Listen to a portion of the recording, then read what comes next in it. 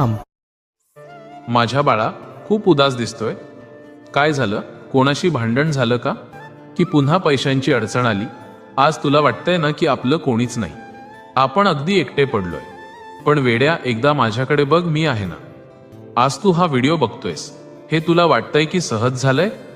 नाही रे, मीच तुला इथे खेचून आणलंय. मला तुझ्याशी थोडं निवांत बोलायचं होतं.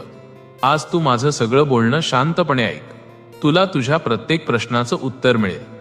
तू किती दिवसांपासून म्हणतोयस ना, स्वामी एकदा अक्कलकोटला येऊ द्या, पण काही ना काही आडवं येत होतं. कधी पैसे नव्हते, तर कधी घरची कामं. तुला वाटतंय की तू येऊ शकला नाहीस, पण खरं सांगू, मीच तुला थांबवून धरलं होतं. कारण मला माहिती होतं की तुला कधी बोलवायचं, आणि आता ती वेळ आली आहे. आता तुझा रस्ता मोकळा झालाय. मी तुला स्वतः साथ घालतोय, कारण आता तुझं दुःख हलकं करण्याची वेळ आली आहे.